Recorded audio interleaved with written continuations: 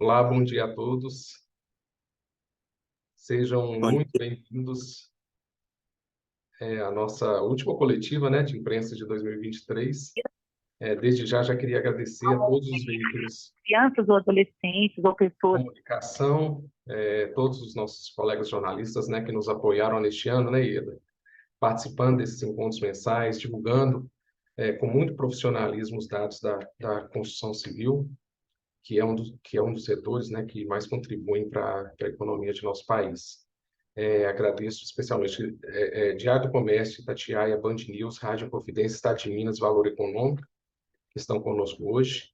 Agradeço também aos associados que vão acompanhar a nossa coletiva. Hoje a gente vai apresentar, né, os dados atualizados da construção civil, do mercado imobiliário em 2023 e também as perspectivas do setor para 2024. A Ileda Vasconcelos, nossa economista, e o presidente do Sinduscom, Renato Michel, vão participar hoje. O doutor Renato vai entrar um pouquinho atrasado, né, Ida? Mas ele vai aparecer aí no finalzinho. E fiquem à vontade para fazer as perguntas pelo chat, ativando o microfone, para a gente fazer uma boa interação aqui. Então, já passo a palavra para a Ileda. Boa coletiva para todos.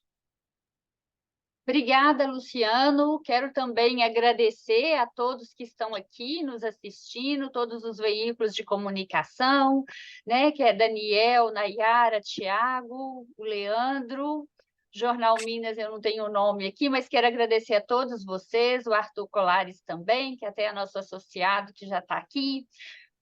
Hoje nós vamos fazer, como sempre fazemos, né, um relatório geral sobre todo o ano de 2023, especialmente para o mercado imobiliário.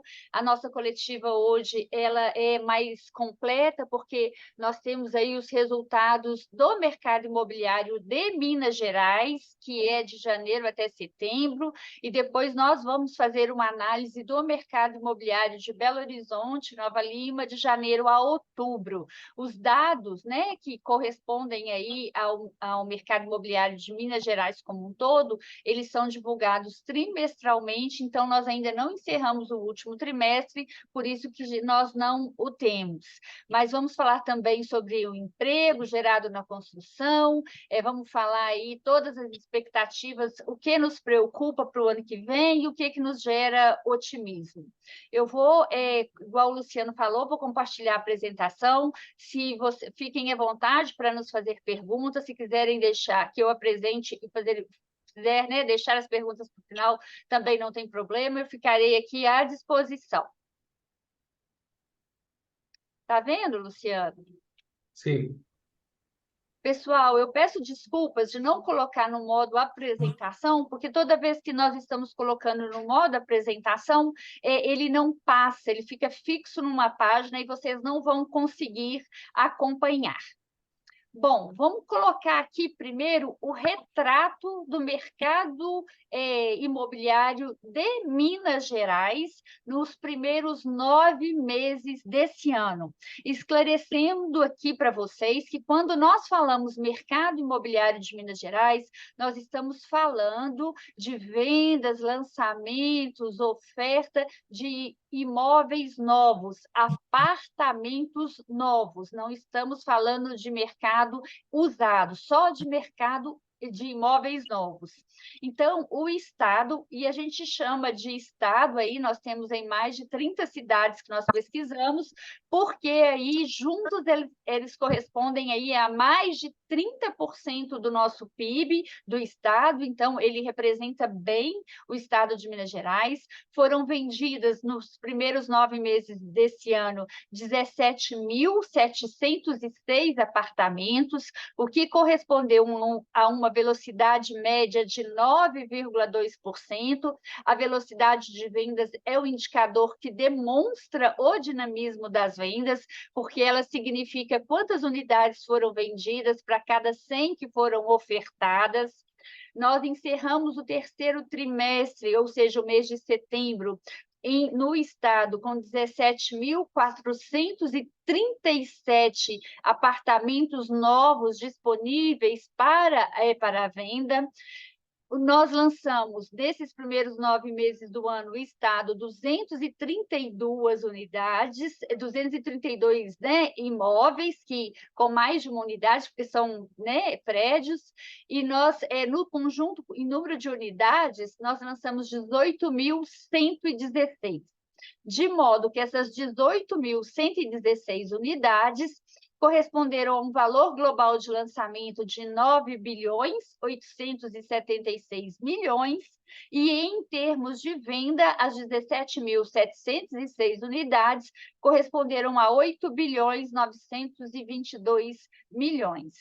Todas essas informações, né, do nosso censo do mercado imobiliário, que vocês nos acompanham mensalmente, que é realizado aí especialmente para o Sinduscom, pela Brain Consultoria. Bom, desse mercado de Minas Gerais, vamos ver como que ele participa no mercado do Brasil, considerando aí o mercado imobiliário dos dados divulgados pela CEBIC. Nós temos que no Brasil, de janeiro a setembro desse ano, são números que já foram divulgados pela Câmara Brasileira da Indústria e da Construção, foram vendidas 234.912 unidades, 17.706, então, em Minas. Minas tem uma participação, então, de 7,5% no total das vendas de apartamentos. O Brasil tem aí 272 mil imóveis disponíveis para comercialização. Minas Gerais tem 17.437, só 6,4% do total de imóveis disponíveis para venda em todo o Brasil estão em Minas. O Brasil lançou 193.901 unidades e Minas 18.116, então mais de 9% do total lançado no Brasil foi em Minas. Em valor global de lançamentos, foram 111 bilhões no Brasil e quase 10, né, em Minas, ou seja, 8,9% do total, e as vendas do Brasil, que foram 129 bilhões, 8,922 em Minas, então quase 7% do total. Isso aqui é para dar uma percepção do tamanho do mercado imobiliário em Minas Gerais. Bom, desagregando esse mercado imobiliário de Minas Gerais por algumas regiões. Quais regiões? A capital, Belo Horizonte, Nova Lima, a região metropolitana de Belo Horizonte, sem BH e sem Nova Lima, e as cidades do interior. Cidades do interior, nós temos Araxá, Barbacena, Divinópolis, Governador Valadares, Ipatinga, Juiz de Fora, Montes Claros, Patos de Minas, Poços de Calda, Pouso Alegre, Uberaba, Uberlândia, Varginha e Viçosa. Então, considerando todo esse mercado, que nós totalizamos as 17.706 unidades, como eu já demonstrei no início desse trabalho, nós temos que Belo Horizonte correspondeu aí, em termos de unidades vendidas, a quase 21% do total. Só Belo Horizonte, a capital, vendeu 3.663 unidades, a cidade de Nova Lima, 489, a região metropolitana de Belo Horizonte, 3.185, e as cidades do interior, 10.369. Dentre as cidades do interior, eu vou mostrar que esse número aqui, ele é muito influenciado pela cidade de Uberlândia, que atualmente tem um número de vendas maior do que a cidade de Belo Horizonte e um volume de lançamentos também. E eu vou explicar o porquê. Então, o interior, né, que nós chamamos cidades do interior de Minas, ele respondeu aí por quase 59% do total das vendas nos primeiros 9 meses desse ano. Ele correspondeu aí do total de lançamentos de 18.116, mais de 56%, que são 10.183 unidades, foram também no interior.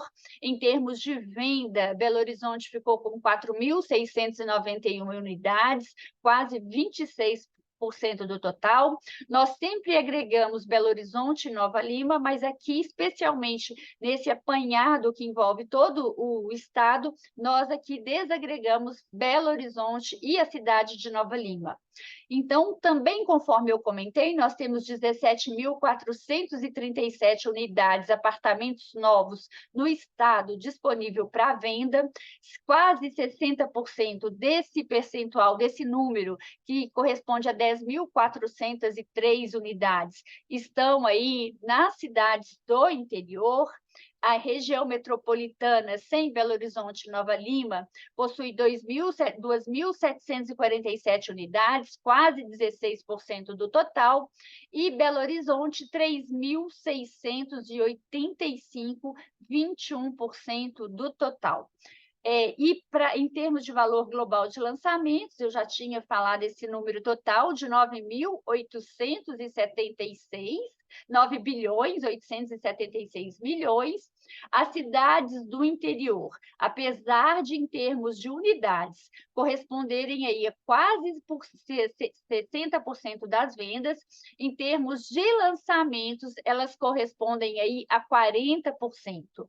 E Belo Horizonte, apesar de ter vendido aí só 21% do total, em valor, e ter vendido 20,7% do total, em valor global de vendas, aqui já não é lançamento, é vendas, nós respondemos aí por quase 33%. Em termos de lançamento, quase 37%.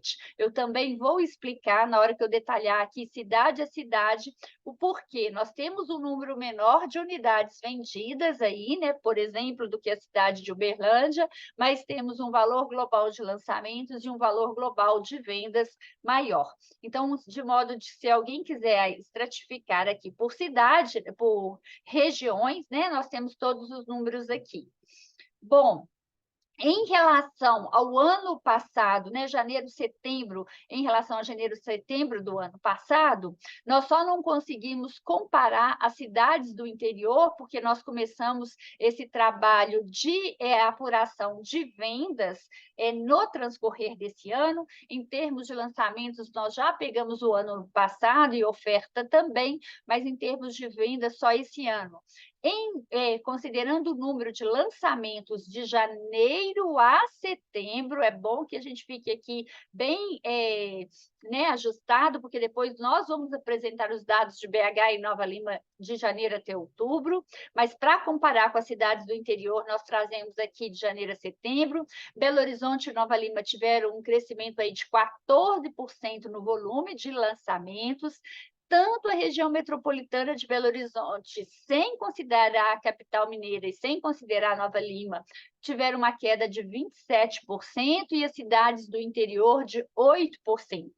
Aqui a gente vê, em termos de unidades lançadas, desagregado aqui BH e Nova Lima, 30%, e cidades do interior, 56%. O que faz com que BH e Nova Lima tenha crescido tanto os lançamentos quanto as vendas, e aqui nós vamos, daqui a pouco, está bem detalhado para vocês, e aqui o nosso estoque também cresceu, enquanto o do interior reduziu, diz respeito ao padrão econômico, a força do padrão econômico no interior e a força do padrão econômico na capital mineira. Isso nós vamos apresentar aqui, porque na capital mineira, né, imóveis de maior valor foram os que registraram maior crescimento, ao passo que os imóveis de padrão econômico tiveram queda, e nós já estamos comentando isso aqui há mais tempo, né, nessas coletivas que estamos fazendo, que isso aconteceu em virtude aí das dificuldades que o programa Minha Casa Minha Vida, né, apresentou aí, especialmente nos 8 primeiros meses do ano. Aqui está, então, a desagregação por cidade, de cada uma das cidades que nós pesquisamos, de vendas, lançamentos, oferta, quanto que é o total que cada uma lançou em valor global de lançamentos, em reais milhões, como também em vendas. Conforme eu tinha chamado a atenção, esse quadro aqui e esse são iguais, aqui só que a sequência das cidades do interior. Então, eu quero chamar a atenção para o tamanho aí do mercado de Uberlândia, enquanto a cidade de Belo Horizonte vendeu 3.663 unidades, a cidade de Uberlândia vendeu 4.445. Essa mesma cidade de Uberlândia lançou 4.950 unidades e Belo Horizonte 4.691. Uberlândia tem 5.019 apartamentos novos disponíveis para venda e Belo Horizonte 3.685. O que eu comecei falando aí da força do padrão econômico, que na capital mineira nós assistimos aí, né? É o maior dinamismo das vendas de imóveis de padrão que não o econômico, né? Tanto padrão alto quanto padrão luxo. No interior, que ele é mais caracterizado por imóveis de padrão econômico, a gente vê aí um movimento contrário.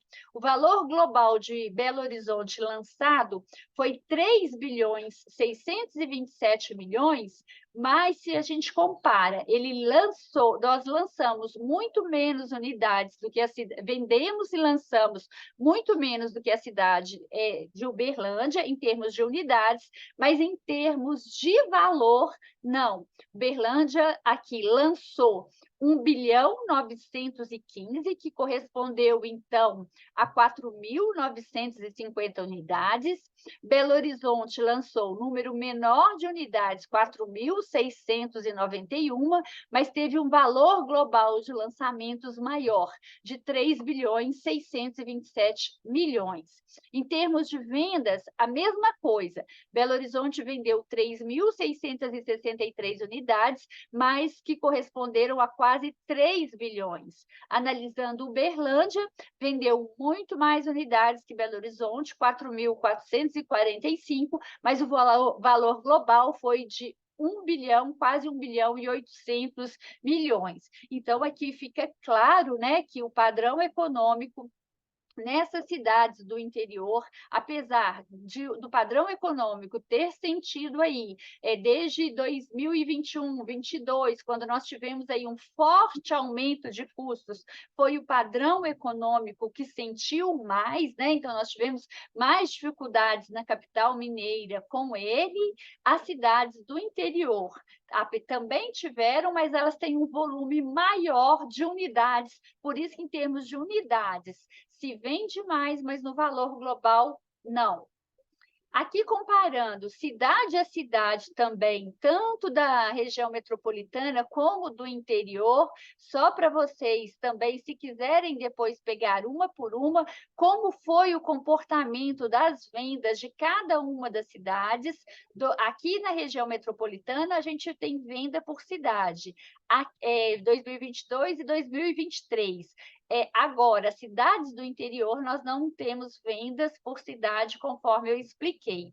Então, nós temos a variação, onde a gente assiste aqui na região metropolitana, um crescimento grande aqui das vendas do município de Contagem, enquanto Belo Horizonte cresceu 4,4% as vendas de janeiro a setembro, Contagem cresceu 11,3%, Lagoa Santa cresceu 33%, mas nós temos que olhar aqui o número de unidades, né? Contagem tem aí o segundo maior número de unidades vendidas depois de Belo Horizonte, Nova Lima, isso aqui considerando só a região metropolitana. Em termos de lançamentos, nós temos aqui que Belo Horizonte cresceu, Contagem caiu, isso aqui também a gente explica pelo padrão do imóvel, né? Imóvel é cidade que tem mais caracterização de imóveis do mercado de padrão econômico, né? E o VGL e o VGV cresce bem mais aqui em Belo Horizonte, né? Igual nós explicamos, em Nova Lima. Contagem cresceu, mas numa proporção menor, até em termos de valor. Contagem cresceu as vendas e cresceu aqui também o VGV. Por cidade do interior, nós vemos aqui, em termos, vou destacar aqui de lançamentos, um crescimento grande de lançamentos na cidade de Uberaba, vendas aí crescendo em Barbacena, Governador Valadares, em termos de unidades disponíveis para venda, olha lá o destaque de Uberlândia, 5.000 unidades disponíveis para comercialização, enquanto Belo Horizonte e Nova Lima, 4.287. Então, Uberlândia já é destaque, né? Há vários meses que nós temos destacado esse padrão aí de Uberlândia de ter o maior número de unidades vendidas e lançadas, e isso, claro, que é em função de um maior número de unidades vendidas e lançadas do padrão econômico.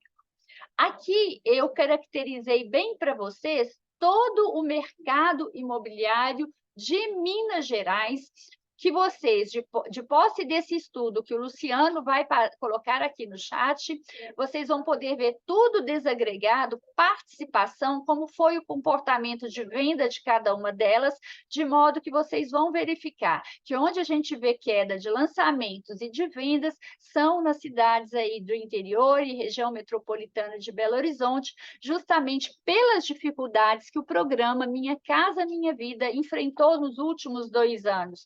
Quais foram essas dificuldades? Nós tivemos aí um aumento muito forte no preço dos insumos, eu vou inclusive destacar isso aqui também, e esse aumento impediu aí os lançamentos e construção dos imóveis com os valores anteriores a 2020, né? Ficou impossível de construir com um aumento, por exemplo, no custo com materiais superior a 80%, né? Então, por isso que a gente vê.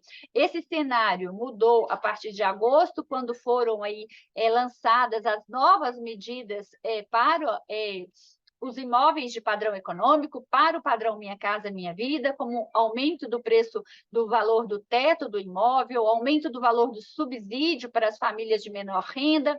Então, isso aí vai justificando tudo o desempenho do interior, onde se caracteriza, mais uma vez, falando e ressaltando os imóveis de padrão econômico, diferente da capital, onde o melhor desempenho que nós vamos ver agora se dá aí nos segmentos de imóveis de maior valor.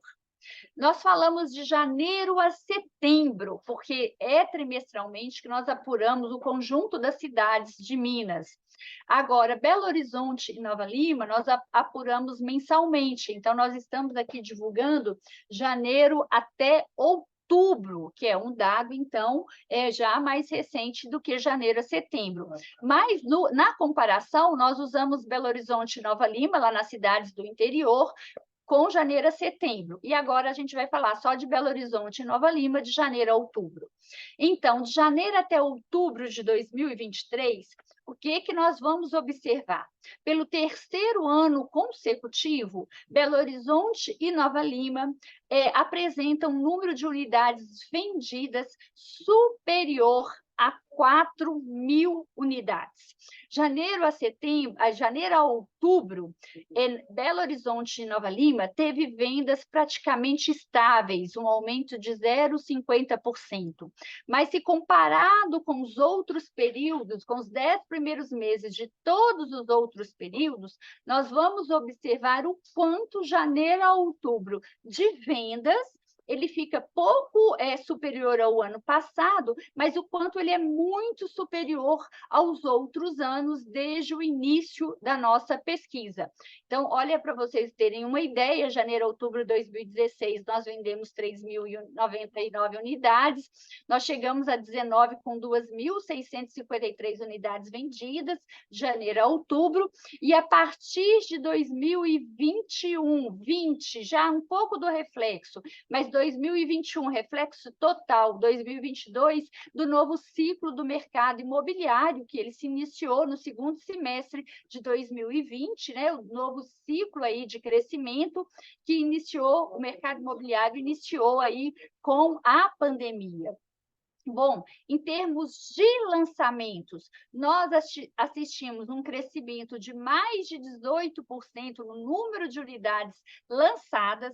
Belo Horizonte, comparando os 10 primeiros meses deste ano com toda a série histórica da pesquisa, em igual período, nós nunca tivemos um volume de lançamentos tão expressivos, e vamos justificar isso daqui pelo nosso baixo estoque, a baixa oferta de imóveis disponível para venda nessas cidades. Nós temos comentado aqui há bem mais tempo que o número de unidades disponível para comercialização em Belo Horizonte e Nova Lima, ele é muito inferior a outras cidades, nós vamos inclusive mostrar isso, né?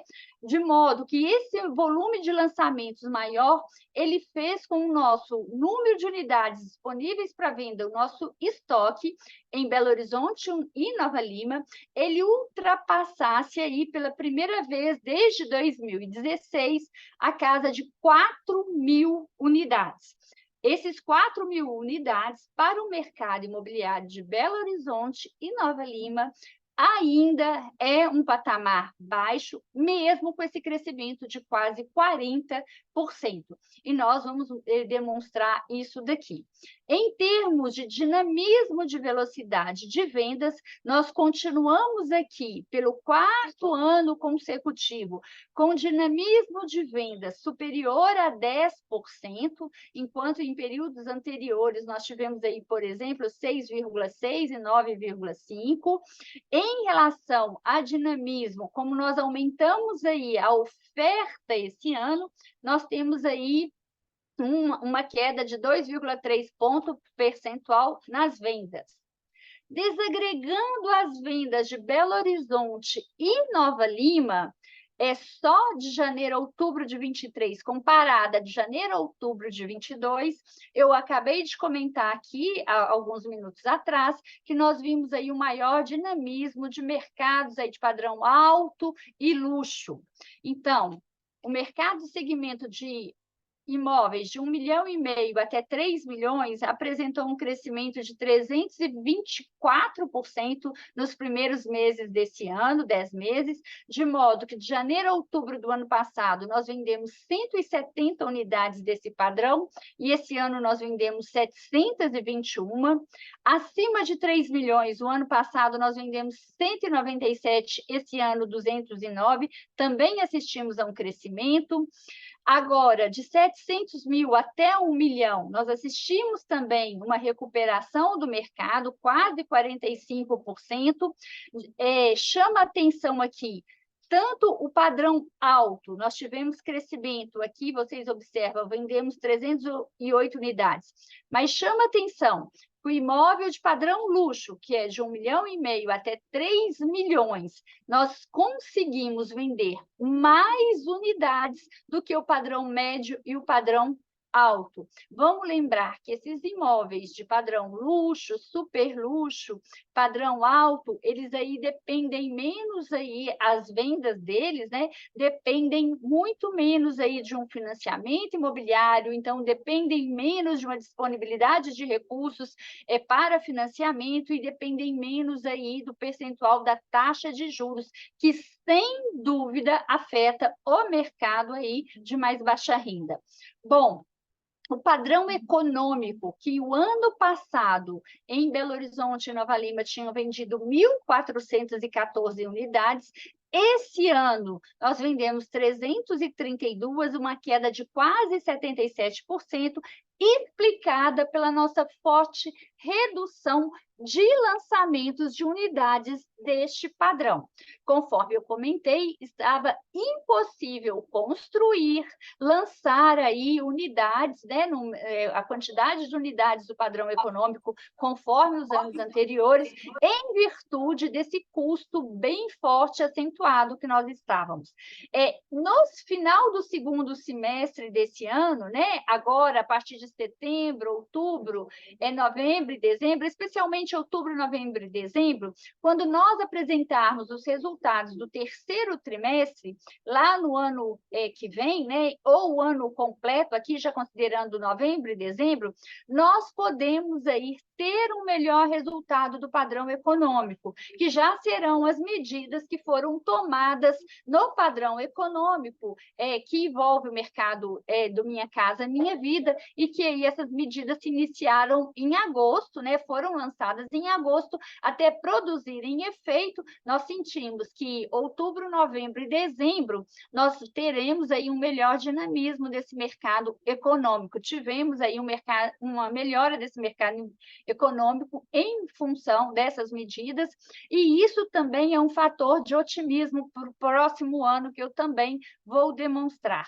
Aqui é só para comparar, para vocês terem uma ideia em termos de oferta, que eu coloquei aqui nesse gráfico, o número de unidades vendidas, lançadas e ofertadas, 2021, 2022, 2023, as vendas, então a gente vê aqui uma relativa estabilidade, mas aqui um destaque nos lançamentos em 2023, o que faz com que o nosso estoque aqui, conforme eu comentei anteriormente, ele tenha aí um número maior de unidades disponíveis para venda. Bom, em termos aqui de participação dos segmentos nas vendas, lançamentos e no estoque, nós comentamos do desempenho, né, de cada um desse tipo de padrão, mas vamos ver aqui a participação. Os imóveis de padrão econômico, eles participaram com somente 7% do total das vendas desse período de janeiro a outubro. Das 4.652 unidades vendidas, somente 332 foram aqui no mercado de padrão econômico. Os imóveis de padrão especial, que nós chamamos, né, de loft, de 1 quarto, estúdio, apartamento de 1 quarto, ele também teve um bom desempenho, correspondeu a 778 unidades vendidas, em virtude aí do número de lançamentos. Nós tivemos 861 lançamentos, de modo que esse de 1 quarto ele participa com quase 17% das vendas. Para vocês terem uma ideia, o padrão luxo, é aquele que nós vimos que teve um crescimento forte do número de lançamento e de vendas, ele participou aí com quase 16% do total das vendas. E enquanto aí o padrão médio, que também teve um crescimento das vendas, participou aí com quase 15%. Os imóveis de padrão standard são aqueles de 350 mil até 700 mil, eles também tiveram aí o maior número de unidades vendidas. Maior número de unidades vendidas aqui, nós temos desagregado, foi nele, não foi aí o que teve o maior crescimento, mas o maior em termos de unidades, teve o maior número de unidades vendidas e respondeu aqui por quase 35% do total das vendas. Em lançamentos, nós temos aí que lançamentos dos imóveis econômicos foram lançados 499, vendido 332 unidades, e foram lançados aqui 1.143 imóveis de padrão luxo e vendidos 721. Do super luxo, nós lançamos 207 unidades e vendemos 209, de modo que nós temos disponível para comercialização 4.447 unidades. Eu comentei que esse aí, né, é o maior número de unidades disponível para comercialização dos últimos anos, mas do padrão econômico, somente menos de 5% do total disponível para venda em Belo Horizonte e Nova Lima diz respeito ao padrão econômico. Nós temos aqui também que caracterizar, além de todas as dificuldades que nós temos aí, né, no valor do imóvel, e que foi o grande dificultador aí do dinamismo do padrão econômico nos últimos anos, particularmente na cidade de Belo Horizonte, a baixa disponibilidade de terrenos também contribui para esse resultado. Mas o que tem que chamar a atenção é que, mesmo com essa baixa disponibilidade de terrenos, até o ano de 2021, o padrão econômico ele respondia aí por mais de 30% das vendas e dos lançamentos da cidade de Belo Horizonte. E esse ano aí nós tivemos uma baixa muito acentuada nessa participação e ficando aí em torno de 7 a 8%. Bom, em termos de regiões que mais venderam, nós vemos aqui nos primeiros 10 meses desse ano, Centro-Sul e região Oeste se destacam. A região Oeste foi a que vendeu mais unidades, 1.266, a Centro-Sul, 1.147. Em termos de lançamento, também são essas duas regiões que se destacaram, venderam mais porque lançaram aí mais. Oeste, a região Oeste lançou 1.771 unidades, a região Centro-Sul, 1.603. Em termos de número de unidades disponíveis para venda, é a região Centro-Sul que tem o maior número, 1.420 unidades disponíveis para comercialização, e a região Oeste tem quase 900 unidades. Aqui chama atenção para a nossa caracterização da oferta da cidade de Belo Horizonte, oferta que é o número de unidades disponíveis para venda. Nós detalhamos aqui por região, igual está ali anteriormente no slide anterior, esse número detalhado por região. Nós também já detalhamos no outro slide por padrão. Por número de quartos, nós vemos que a oferta ela está aqui, ó, mais centralizada nos imóveis de 2 quartos, do total de 4.447, 2.193 são de 2 quartos, mas esse número aqui é o que chama atenção. Somente 3% do total da oferta disponível para venda, ou seja, somente 3% do total de apartamentos novos disponíveis para venda, eles estão prontos. Belo Horizonte hoje tem 137 imóveis novos disponíveis para comercialização. De modo que, se essa semana 137 famílias comprarem um imóvel pronto, a cidade aí não vai ter mais imóvel novo pronto para vender. Na planta, que nós chamamos até 6 meses aí de construção e de lançamento, nós temos 2.133 unidades. Em construção de 7 a 36 meses, nós temos 2.177 unidades. Então, caracterizando aí a oferta de Belo Horizonte, Nova Lima, os 4.447 apartamentos, 1.420 estão localizados na região Centro-Sul, 1.741 custam entre 350 mil até 700 mil, 2.193 são de 2 quartos, 2.133 estão na planta, 2.177 estão em construção e somente 137 estão prontos. Destacando aqui mais uma vez a recuperação da oferta que nós assistimos aí em relação aos últimos anos, o estoque baixo que nós tivemos, e esse ano nós assistimos aí uma recuperação que ultrapassou aí 4.000 unidades, conforme eu falei, mas esse slide aqui demonstra o quanto essa oferta, especialmente considerando só a cidade de Belo Horizonte, ela é baixa em referente às outras cidades. 4.000 e poucas unidades, 4.447, envolve a cidade de Nova Lima. Considerando só a capital mineira, nós temos 3.871 apartamentos novos disponíveis para venda. Esse número é menor do que a cidade de Ribeirão Preto, esse número é menor do que a cidade de Campinas, ele é menor do que a cidade de Uberlândia, é menor do que Porto Alegre, é menor do que Curitiba e é muito menor do que Goiânia. Todas essas aqui, Porto Alegre, Curitiba, Goiânia, Campinas, Uberlândia, cidades aí com porte bem inferior à capital mineira. Por isso, então, que a gente consegue destacar o quanto, então, a oferta, o estoque de imóveis disponível para comercialização em Belo Horizonte, o quanto ele ainda é baixo. Bom, chamando a atenção aqui para os custos, que foram um dos fatores que dificultaram aí o padrão do mercado econômico, conforme nós vimos anteriormente, né?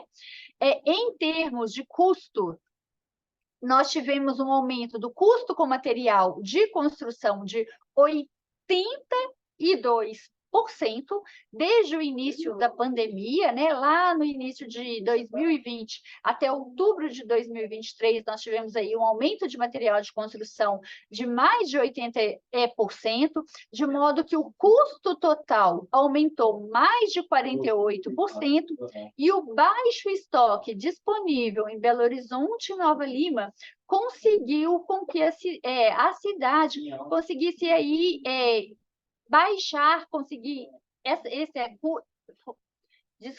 que a cidade conseguisse recuperar uma parte do aumento do custo de 82% do custo com material, de modo que o preço médio aumentou 55%, um preço médio de apartamentos em Belo Horizonte, considerando desde o início da pandemia, 2020, até hoje, né, até outubro, o último resultado divulgado, o preço médio cresceu 55%, enquanto o custo com materiais aumentou 82%, e o custo global, aqui já envolvendo mão de obra, envolveu quase 49%. Tem alguém com o microfone aberto? Se puder desligar, por favor. Bom, considerando agora o custo da construção aqui de janeiro até novembro, que nós divulgamos, inclusive, na semana passada, nós temos que os custos esse ano, com material de construção e o custo global do setor, ele está aí em menor patamar do que o observado nos últimos anos. Aqui eu comparei com o que foi observado em 2022, janeiro a novembro. Custo com material, por exemplo, que nós tivemos aí uma alta superior a 80% desde o início da pandemia. O ano passado ele tinha aumentado quase 14%, esse ano registrou aí uma relativa estabilidade. O custo com a mão de obra, que tinha aumentado mais de 11%, esse ano aumentou 7,23%. Esses dois aqui são os dois principais componentes do custo. Nós tivemos um aumento aí de despesas administrativas e de equipamentos em percentual aí bem maior, mas o que pesa mais no custo, material e mão de obra. Então, eles tiveram aí uma variação menor. Aqui, demonstrando, mais uma vez, mas agora com dado até novembro, o tanto que o custo está estabilizando mais em patamar bem mais elevado. Material aqui até novembro, alta, desde janeiro de 2020, alta de 81%. O cubo global, alta de 49%, mais ou menos. E a mão de obra, alta de 25%. E se nós compararmos esse número com o custo, a inflação oficial do país, que fica aí nesse período em cerca de 23%, 24%, a gente vê aí o tanto que o custo da construção subiu aí nos últimos 3 anos em patamar bem superior à inflação oficial do país. Aqui, de janeiro a novembro, mesmo com o custo mais estabilizado, nós tivemos alguns insumos com altas bem maiores do que a inflação. Aqui nós relacionamos algum deles: mármore, janela, tinta, esquadria. Aqui para vocês terem uma ideia do que foi os insumos que mais cresceram, tiveram mais aumentos de preço, mesmo diante de uma estabilidade maior do custo da construção. Bom, O mercado de trabalho do setor continua dinâmico, a construção civil continua gerando resultados positivos no seu mercado de trabalho com carteira assinada, ou seja, no seu mercado de trabalho formal.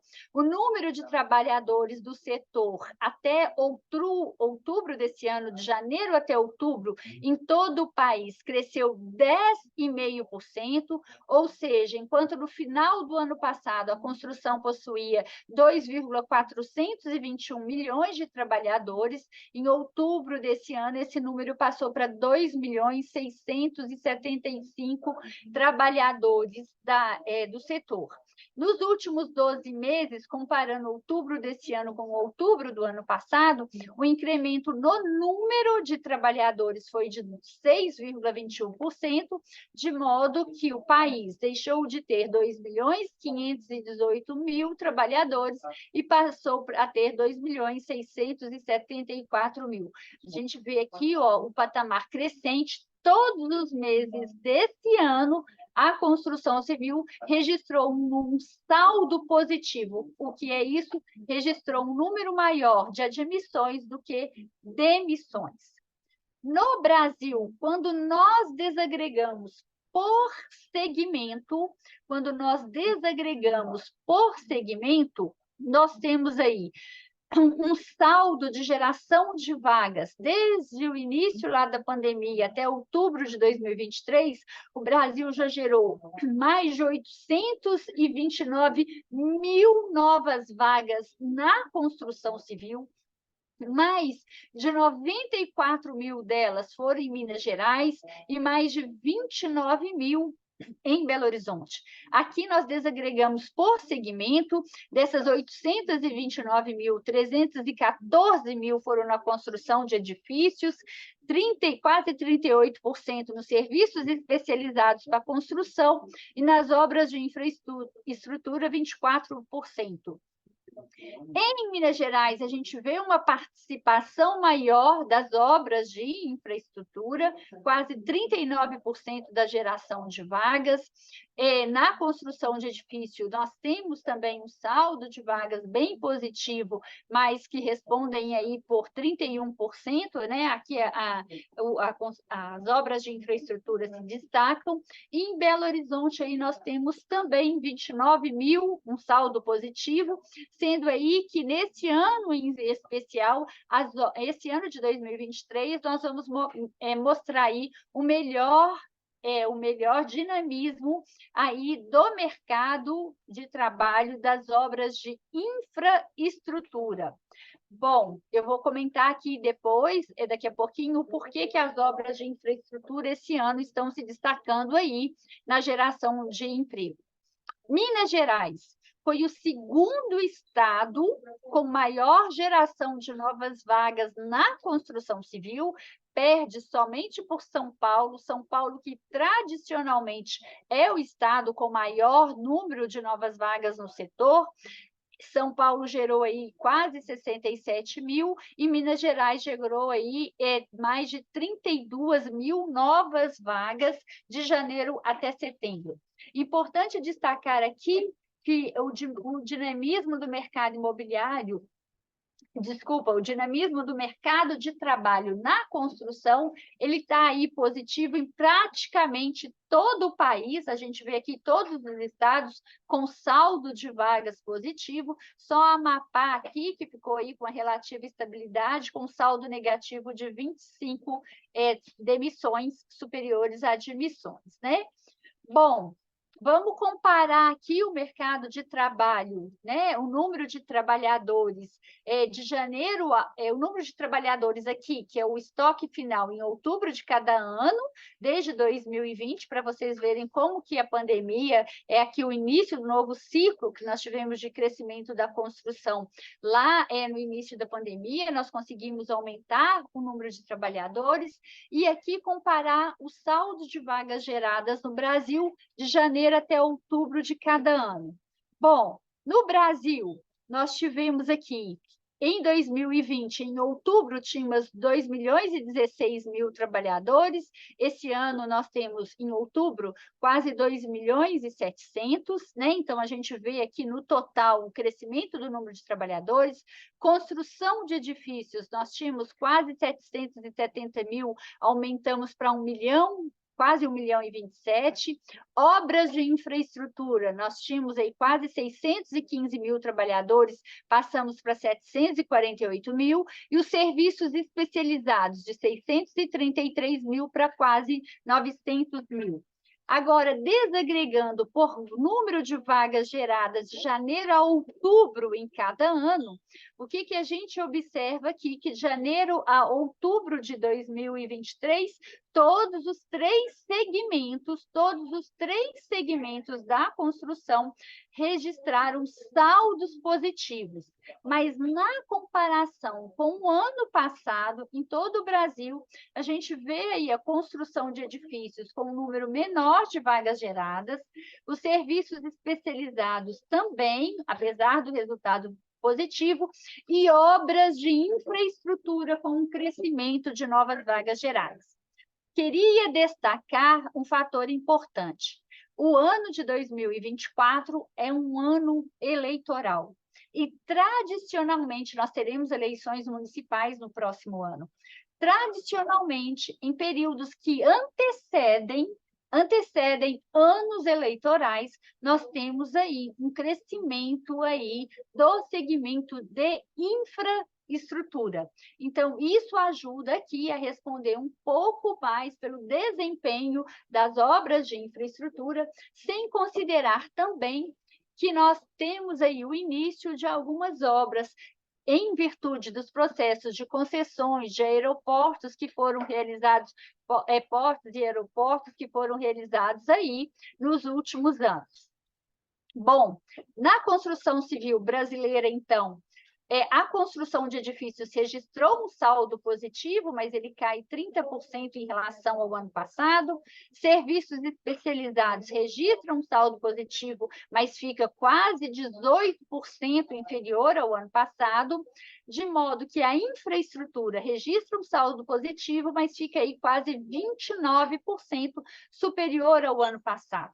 Em termos do número de vagas geradas, nós temos aqui 254.000 de janeiro a outubro desse ano, é inferior ao ano passado, mas nós podemos observar aqui nos outros anos que nós temos um número expressivo de novas vagas geradas.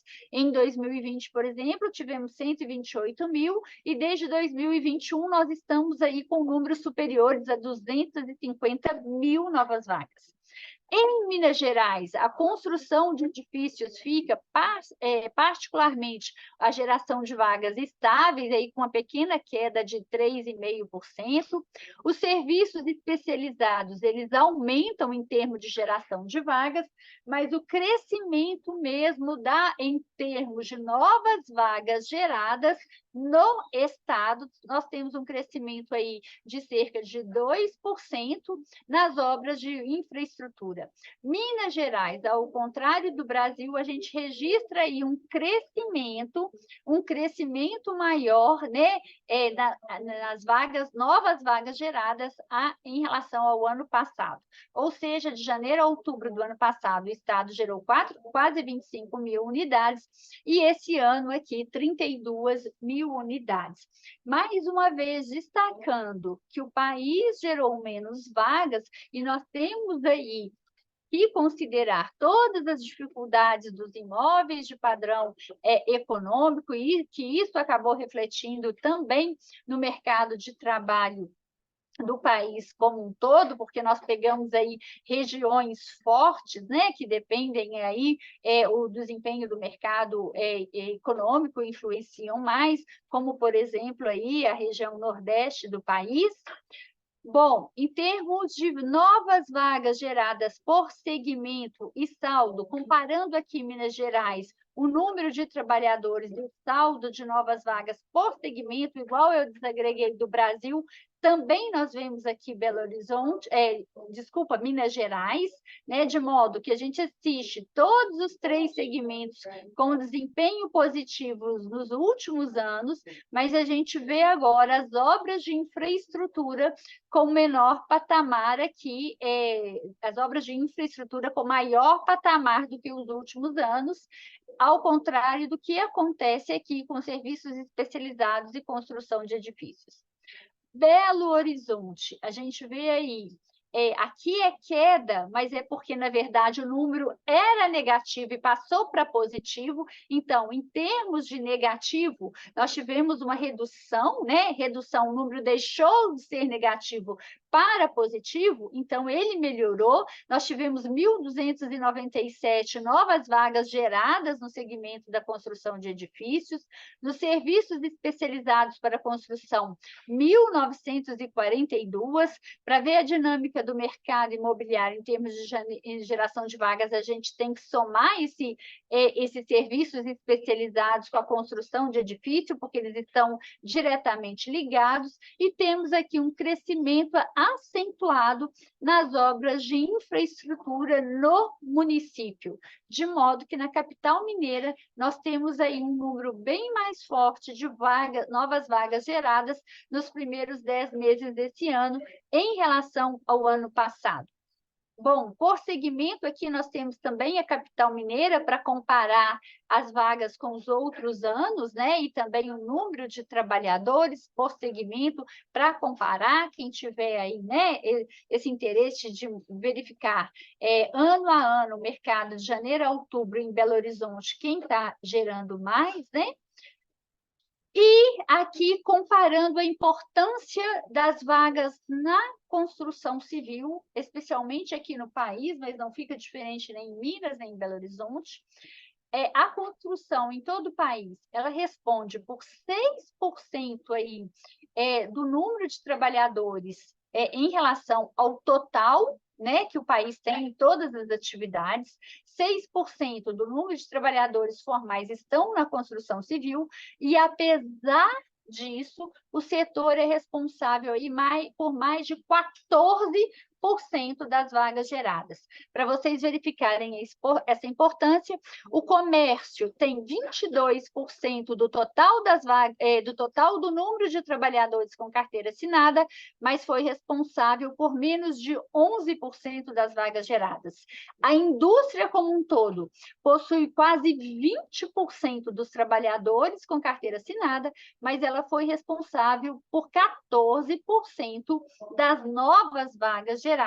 Então, a gente vê claramente aqui o melhor dinamismo na geração de vagas da construção civil em todo o país. Bom, o setor de serviços, que tem aí mais de 48% do total de trabalhadores, ele foi responsável por quase aí 55% das vagas, mas muito aqui proporcionalmente em relação ao que ele tem de trabalhadores. E a construção aqui é a que destaca proporcionalmente em relação ao número de trabalhadores.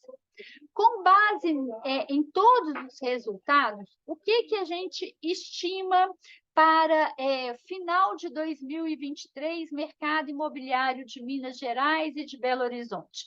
Em termos de vendas, nós vamos aí, Belo Horizonte, Minas Gerais e as cidades também, registrar, cidades do interior, uma relativa estabilidade em relação ao que foi o ano passado, mas essa estabilidade, vocês viram aqui na apresentação desse trabalho, ela é influenciada aí pelo menor número de unidades vendidas nos imóveis de padrão econômico, e de modo que as dificuldades que nós comentamos, vivenciadas aí pelo programa Minha Casa Minha Vida, não podemos esquecer aí também as taxas de juros bastante bastante elevadas, os juros só começaram a cair em agosto desse ano, acabou influenciando aí o dinamismo das vendas. Nós temos aí uma menor disponibilidade de recursos da caderneta de poupança. De janeiro até outubro, a caderneta de poupança, que a poupança é um dos principais financiadores do mercado imobiliário do país, ela perdeu aí mais de 80 bilhões de recursos. Na verdade, não foram recursos que foram retirados para o consumo, foram recursos que migraram do investimento caderneta de poupança para investimento com maior pagamento, né? Maior valor de juros. Então, com juro, uma taxa de juros maior, então esses investimentos migraram da caderneta de poupança para outros tipos de investimento. Então, o mercado imobiliário, em termos de lançamentos, Belo Horizonte e Nova Lima, nós vamos ter aí um crescimento em virtude aí, nós vimos aí um crescimento de 10% a 14% em virtude do menor patamar de unidades disponível para venda. Nos últimos anos, nós vimos também que esse crescimento no número de lançamentos, crescimento da oferta, ainda é muito pequeno do que a cidade precisa, que outras cidades de padrão bem menor estão com maior número de unidades disponíveis para comercialização. Para o próximo ano, as expectativas são positivas. Nós teremos aí a continuidade do processo de queda de juros. A última reunião do Copom sinalizou uma queda aí de 0,5 ponto percentual nas próximas reuniões. Nós temos aí para o ano que vem 8 reuniões. Se nas 8 reuniões nós tivermos aí queda de 0,5 pontos percentuais, no total nós vamos reduzir 4%, ou seja, os juros caem para casa de um dígito, e isso é muito importante.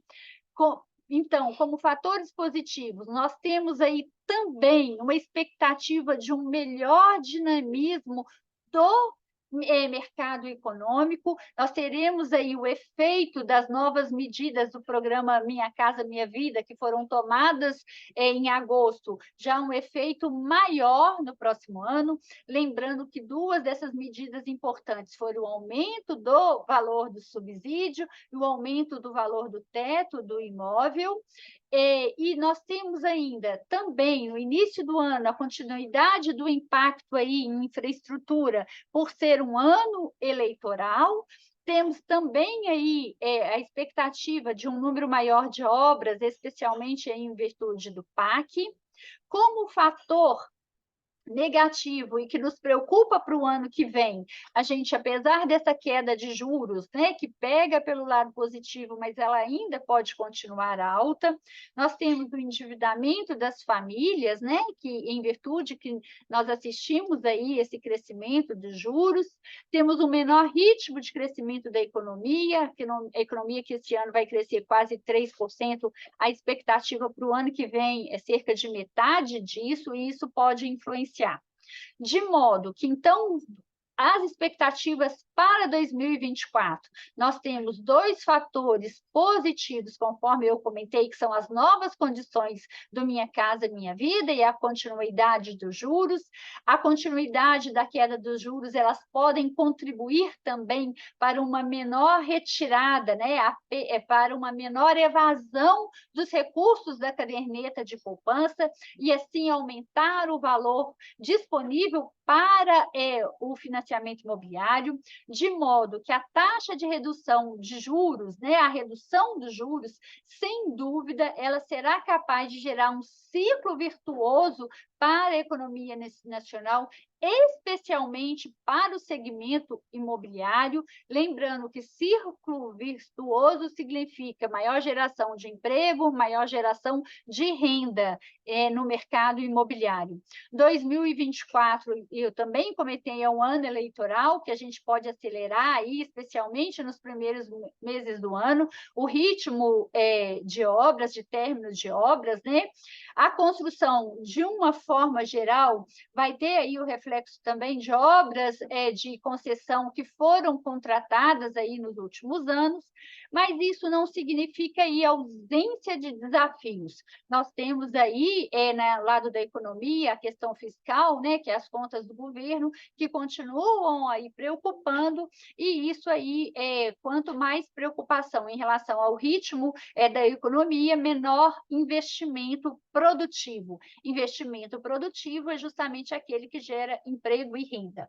Bom, acompanhando aí a Cebic, nós também estimamos o crescimento do setor da construção para o próximo ano em 1,3%, uma queda no geral do setor de 0,5% em 2023, mas a volta do crescimento para o próximo ano de 1,3%.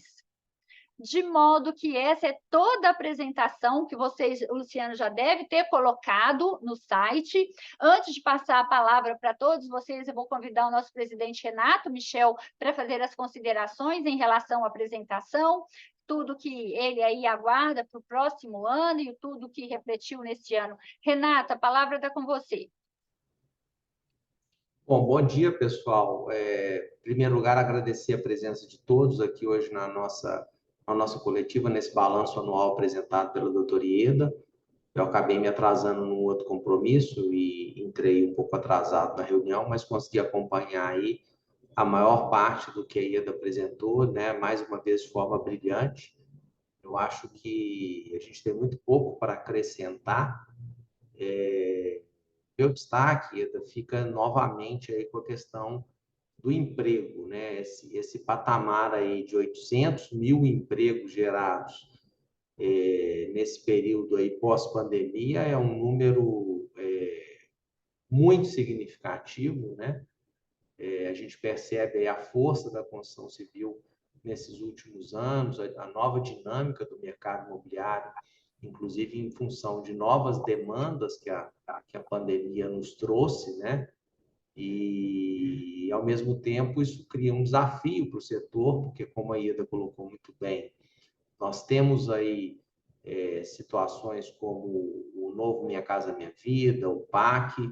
Eu falo que a construção civil ela está condenada a crescer nos próximos anos em função desses programas.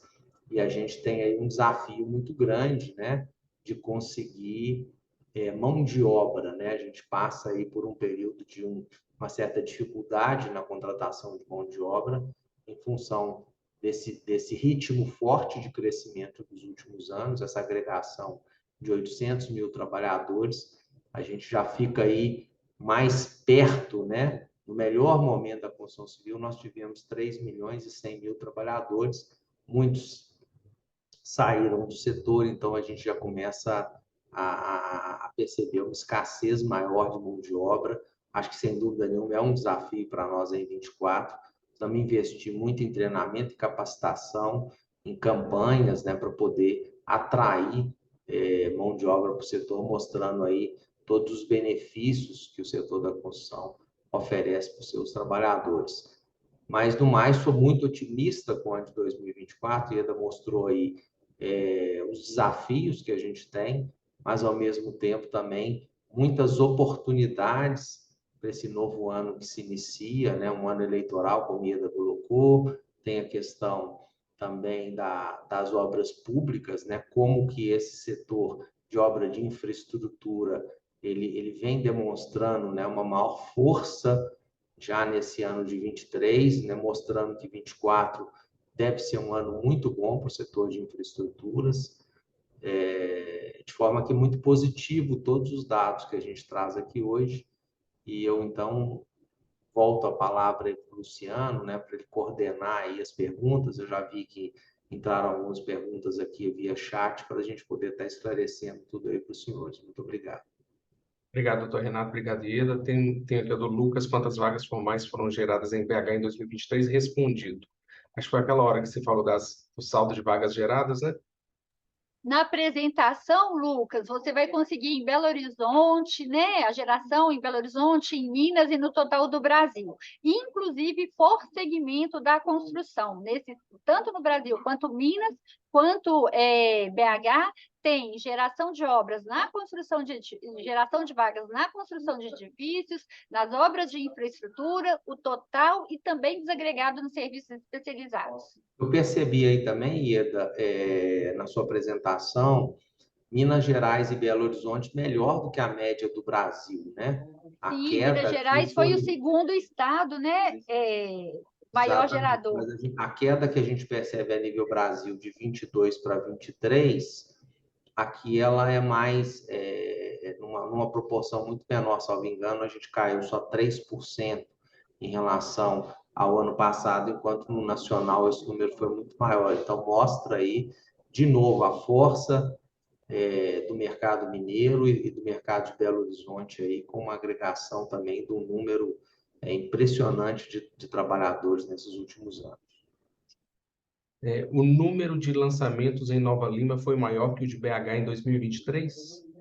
Não, Lucas, você confundiu. O número de lançamentos e vendas ele foi maior em Uberlândia do que em Belo Horizonte. Não foi do que em Nova Lima, não, tá? Inclusive, lá nos quadros, a apresentação já está disponível, você consegue ver tanto lançamentos quanto vendas, não só Belo Horizonte, não só Nova Lima, mas para todas as cidades que fazem parte da pesquisa, tanto cidades do interior como região metropolitana. Mas você vai observar que as vendas e os lançamentos de Uberlândia, eles estão superiores a Belo Horizonte, e nós comentamos aqui que isso se deve à questão da força do padrão econômico, porque quando nós comparamos o valor global de vendas, né, o total vendidos em valores monetários, tanto os lançamentos quanto as vendas, Belo Horizonte é maior. E isso aí é explicado pelo melhor desempenho dos imóveis de padrão de valor mais alto do que o econômico. Quer comentar sobre isso, Renato? Queria, sim, Ieda, só complementando a sua fala aí, né? Primeiro, né, Belo Horizonte e Nova Lima tem uma penetração muito pequena dos imóveis econômicos, né, do que a gente chama de Minha Casa Minha Vida, em todas as suas três faixas. Esse produto ele vai acontecer em outras cidades da metropolitana, como Contagem, como Santa Luzia, como Ribeirão das Neves e tantas outras. Então, para a gente entender esse mercado, a gente precisa realmente trabalhar com os números da metropolitana. O Sinduscom faz essa pesquisa em 10 cidades da metropolitana, por isso que a gente está dizendo isso com tanta convicção. E também, né, a gente tem que entender que Belo Horizonte é uma das capitais com a menor extensão territorial, a gente tem conurbação, né, com vários municípios da metropolitana, no vetor sul com Nova Lima, no oeste com Contagem, no norte ali com Ribeirão das Neves e Santa Luzia, enfim, tem muitos momentos que você não consegue nem perceber mais a divisa de municípios, porque as cidades já se encontraram, né? Então, assim, a dificuldade de empreender em Belo Horizonte é muito grande. A Ida comentou que a oferta disponível, né, o que a gente chama de estoque na cidade, ao longo dos últimos anos, tem permanecido em patamares muito baixos. Esse último ano, a gente teve um incremento em lançamentos que recuperou, aumentou um pouco o nível da nossa oferta, mas ainda assim, quando a gente compara Belo Horizonte com cidades como Porto Alegre, Curitiba, a gente vai perceber que a nossa oferta disponível ainda está em patamares muito baixos, né? Nós temos aí alguma coisa em torno de 4.500 hoje em oferta em Belo Horizonte, enquanto essas cidades que eu citei vão ter aí acima de 10 mil imóveis. Lembrando que esses imóveis não são imóveis prontos, são principalmente imóveis em construção. Belo Horizonte hoje, em termos de imóveis prontos, tem um estoque próximo de zero, o que significa que essa pessoa sair hoje para comprar um imóvel para mudar amanhã, ela vai ter muita dificuldade. Ela vai encontrar imóveis em lançamento, em construção, e obviamente vai ter que aguardar aí um período de 2 a 3 anos para estar recebendo o seu imóvel. Então, é uma dinâmica que nos preocupa já há algum tempo, né? Quem acompanha aqui as nossas coletivas já ouviu a gente falando sobre esse tipo de situação, e tivemos aí situação com mudança do plano diretor, uma série de coisas que vêm agravar essa realidade que se impõe aí nos últimos anos. Pergunta da Débora: um patamar mais baixo para a Selic tem o potencial de acelerar os planos de investimento do setor em 2024? Renato, quer responder ou eu Dúvida respondo? nenhuma. Eu acho assim, o setor da construção, Débora, é um setor altamente dependente de financiamento imobiliário, principalmente o setor de construção de edifícios, né? A maioria das famílias, né? Lembrando que a maioria das famílias, ao longo da vida, ela compra um imóvel, né? O imóvel é um bem, é, assim, talvez o bem mais valioso que uma família venha a possuir. Então, é uma decisão, vamos dizer assim, muito importante, né, para essa família.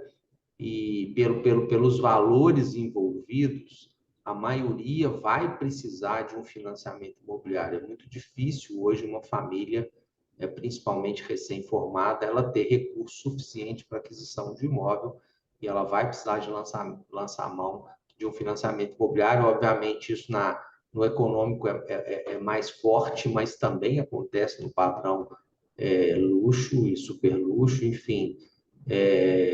Os juros mais altos vão dificultar essa aquisição, né? Porque vão elevar o valor da prestação e vão acabar retirando aí do mercado muitas famílias. Então, a gente vê com muito bons olhos, com muita expectativa, essa redução da taxa de juros. Eu, particularmente, não acredito numa taxa de 2% de Selic, como a gente teve há alguns anos atrás, mas eu sonho com uma taxa estável, talvez na casa de 6%, 7%, por um período prolongado. Eu acho que o que atrapalha muito o mercado esse sobe e desce, hora está lá embaixo, hora está lá em cima. A gente gostaria de trabalhar com uma taxa estável, um valor razoável, né, dentro da questão macroeconômica do nosso país, né? A gente sabe que a gente não consegue manter taxas muito baixas em função de uma série de questões, né?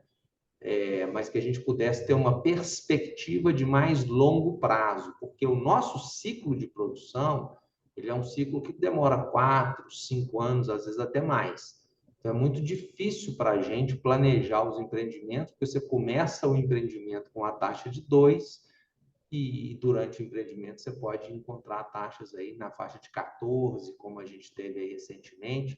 Então, isso torna muito difícil o planejamento dos empreendedores e também a vida das famílias, porque compram numa situação, na hora que vão fazer o repasse da unidade, às vezes encontram outra situação de taxa de juros, e isso muda completamente, né, os números. Então, sem dúvida nenhuma que a queda na taxa ela impulsiona o crescimento, acelera o crescimento, como você colocou na pergunta. E a última pergunta da Débora: como a reforma tributária pode afetar o setor? Bom, com relação à reforma tributária, o setor foi reconhecido como um setor, vamos dizer assim, que vai ter um regime especial. Na realidade, hoje, o setor já tem um que a gente chama de RET, que é um regime especial tributário, e isso foi mantido na reforma tributária. Agora, o que vai ser esse regime especial, ninguém sabe ainda, né? Isso aí, junto com diversos outros pontos da reforma, ainda depende de regulamentação.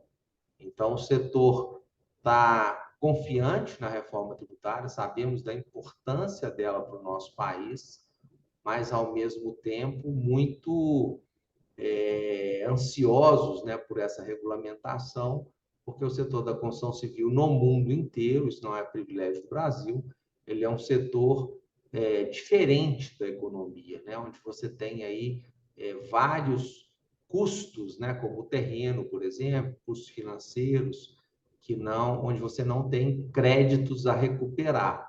Então, assim, diferente de uma indústria tradicional, de um comércio, é um setor que precisa de um regime especial, e no mundo inteiro o setor da construção ele tem um regime especial para poder recolher os seus impostos de uma forma correta, de uma forma justa, sem onerar especificamente a habitação de baixa renda, né? Lembrando que todos os impostos, ao fim e ao cabo, eles são repassados ao consumidor. Então, uma mudança nessa equação poderia trazer um encarecimento do imóvel e afastar o sonho da casa própria da família brasileira. Isso é o que a gente não quer que aconteça. Ieda quer complementar? Nada, fica perfeito. Pessoal, mais alguma pergunta?